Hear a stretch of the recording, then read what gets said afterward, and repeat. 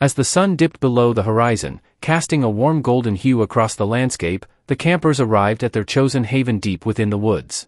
Dense trees lined the narrow path, their branches swaying gently in the evening breeze, whispering promises of adventure and tranquility. The scent of pine intermingled with the earthy aroma of damp soil, enveloping them in a cocoon of nature's embrace. This spot was more than just a camping ground. It was a retreat from the clamor of everyday life, a place where worries could be left behind amidst towering trees and the symphony of chirping crickets. The clearings scattered between colossal oaks offered a perfect place to pitch tents, with soft patches of grass providing comfort for weary travelers. Nearby, a babbling brook added to the melody of the forest, its cool water inviting and refreshing. The campers envisioned evenings spent around a crackling fire, sharing stories beneath a blanket of stars. Enthusiasm coursed through them as they unpacked their gear, fully immersed in anticipation of a weekend dedicated to friendship and nature. Little did they know that their serene escape would soon be disrupted by an unwelcome encounter with the formidable HOA enforcer lurking just beyond the trees. The campers consisted of the Matthews family, eager to leave behind the chaos of their busy lives for a weekend in the wild. Parents Mike and Sarah had been looking forward to this trip ever since they had planned it during a hectic week filled with work and school commitments. Their two children, Emily and Jake, bounced around with excitement, their laughter ringing through the trees as they unleashed their energy after the long drive. Emily, a budding nature enthusiast, couldn't wait to explore the surroundings, while Jake was primarily focused on roasting marshmallows over the campfire. Unbeknownst to them, looming just beyond the tree line was Karen, a self-appointed enforcer of neighborhood rules and infamous for her rigid adherence to community guidelines. With her short-cropped hair and piercing gaze, she epitomized authority dressed in an oversized sun hat and sunglasses that seemed to constantly scan for any sign of non-compliance. Armed with her smartphone and an unwavering sense of entitlement, she patrolled her domain like a hawk looking for prey. This juxtaposition between the carefree campers and the watchful eye of Karen marked the beginning of a showdown that would soon disrupt their blissful retreat. As the Matthews family settled into their camping routine, laughter and the smell of grilling burgers filled the air. However, Karen had been watching from a distance, her expression turning from curiosity to disapproval as she noticed their lively activities. Clenching her jaw, she marched toward the clearing, her oversized sun hat bobbing slightly with each determined step. "Excuse me," she called out, her voice cutting through the serene sounds of nature. The campers turned to see her approaching, and a hush fell over the group as they recognized the source of their impending trouble. "What do you think you're doing here?" she demanded, hands on her hips like a schoolmarm reprimanding unruly children. Mike stepped forward, trying to maintain a cordial tone. "We're just camping and enjoying time in nature," he explained. But Karen cut him off with a wave of her hand. "You can't just set up camp wherever you please. This is private land governed by HOA regulations." Her face flushed with indignation as she listed off rules about camping distances and noise levels, asserting her authority as if it were a badge of honor. The family's initial confusion turned into disbelief at the confrontation, but they had no idea how far Karen would go to enforce what she believed were community standards. The situation quickly escalated as Karen's disapproval boiled over into outright hostility. "You think you can just waltz in here and do whatever you want?" she shouted, her voice cutting through the tranquility of the woods like a knife. The campers exchanged uneasy glances, unsure how to respond to her aggressive demeanor. "Your loud music is a nuisance," she continued, raising her voice further. "Do you have any idea how disruptive this is? You're ruining the peace for everyone around here. What kind of people are you?" Her barrage of insults struck like bullets, aimed directly at their enthusiasm. Mike tried to reason with her, but Karen dismissed him with a wave of her hand, her face flushed with anger. "I could report you for trespassing. You need to pack up and get out of here right now. This isn't just about you, it's about the entire community," she barked, her hands trembling at her sides as if the very thought of campers encroaching on her territory made her livid. As she paced back and forth, fueled by outrage, the Matthews family felt the pressure mounting. What had started as a relaxed evening in nature was morphing into a confrontation they never anticipated. Tensions heightened as Karen's threats loomed larger, shattering their idyllic retreat. Despite the mounting tension, the Matthews family made a conscious effort to maintain their composure. Mike took a deep breath, trying to project calmness. "Karen, we really just want to enjoy our time here. We're not trying to disturb anyone," he said gently, hoping to diffuse the situation. Sarah joined in, speaking with sincerity. "We've been looking forward to this trip for months. We promise we'll keep the noise down and respect the surroundings." She gestured to their surroundings, where nature thrived in its pristine state, and smiled, trying to connect with Karen on a human level. Meanwhile, Emily and Jake busily resumed their activities, setting up games and collecting sticks for their fire, determined not to let Karen's hostility ruin their fun. Their laughter rang out through the trees, filling the air with joy that seemed to challenge the negativity embodied by Karen. As they tried to engage her in conversation about their plans for the weekend, hiking trails and exploring nature, Karen's face softened momentarily before hardening again. The camper's earnestness and unwavering spirit aimed to remind her of the simple joys of camping, yet her resolve remained unyielding. They knew they had a right to be there and clung tightly to that thought as they tried to enjoy their time in nature despite her interference. As the confrontation continued to escalate, Karen's frustration reached a boiling point. With her face flushed and her hands shaking with indignation, she pulled out her phone and dialed the local police. "I'm reporting illegal camping," she exclaimed into the receiver, her voice laced with urgency. "There are people trespassing on private property." The Matthews family froze, their hearts racing as they overheard her one-sided conversation. Mike exchanged worried glances with Sarah, who instinctively gathered Emily and Jake closer to her side.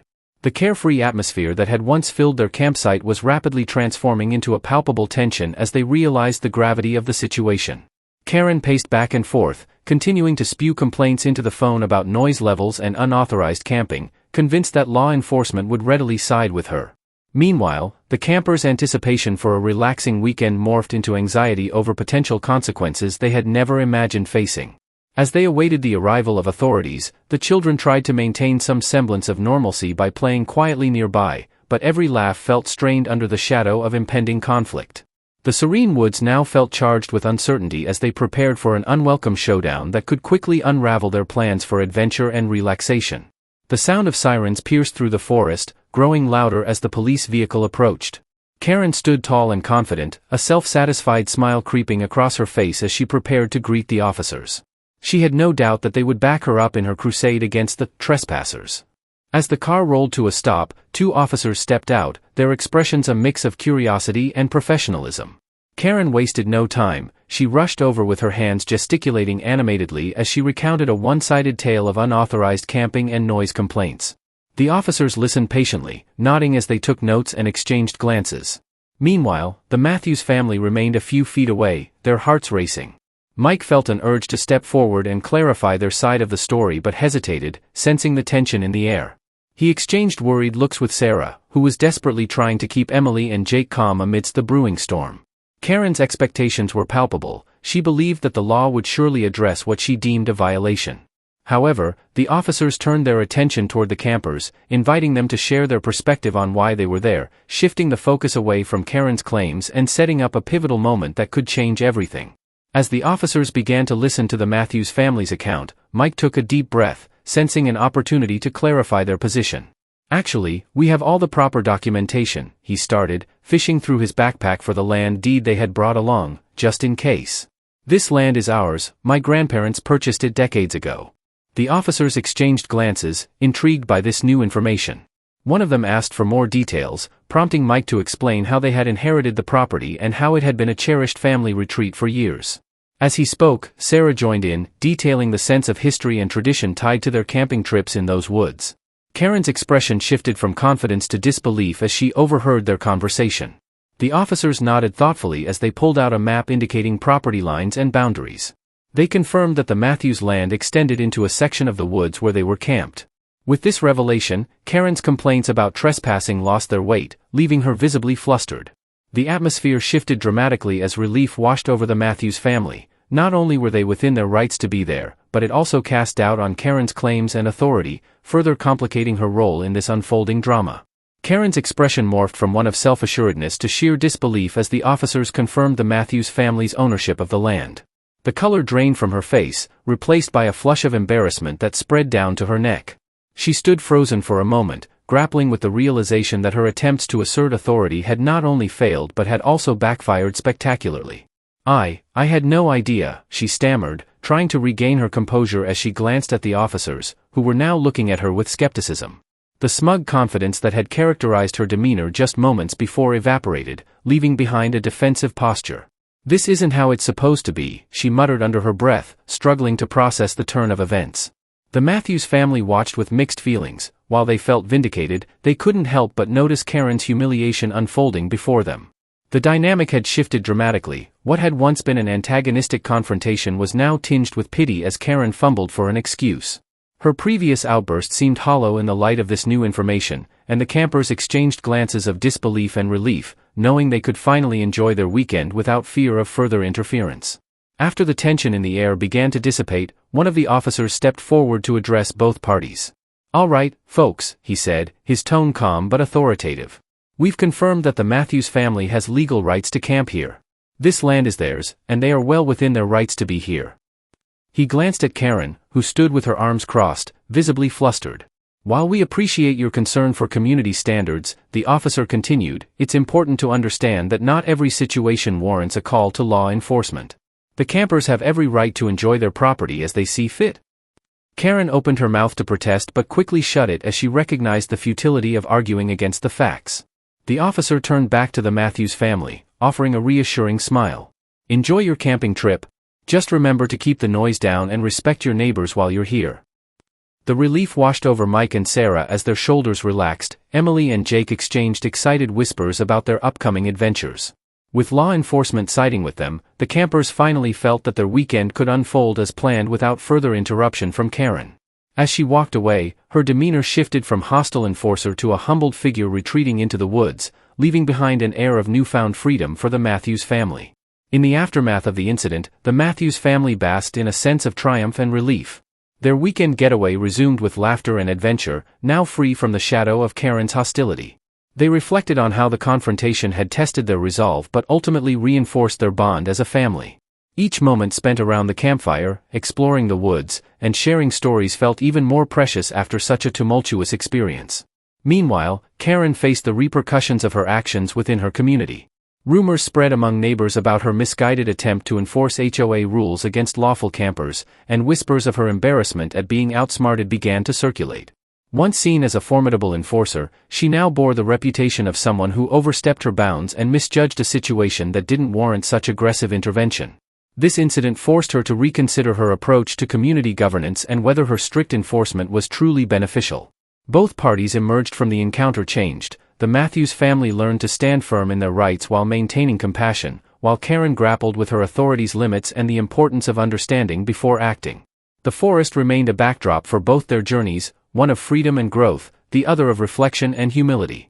This incident serves as a poignant exploration of land rights and the complexities of community dynamics, particularly when individuals like Karen become overly invested in enforcing perceived regulations.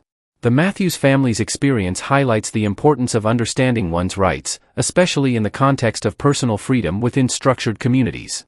Their confrontation with authority revealed how quickly situations can escalate when communication breaks down and assumptions are made. As the Matthews family returned to their camping activities, they were reminded that while rules are meant to maintain order, they must also respect individual rights and freedoms. Their encounter with Karen underscored the notion that authority should be wielded with wisdom and empathy, not as a tool for intimidation or control. Ultimately, this story encourages readers to reflect on their own interactions within communities and the necessity of balancing structure with compassion. It calls for open dialogue and a willingness to understand differing perspectives instead of resorting to hostility or aggression.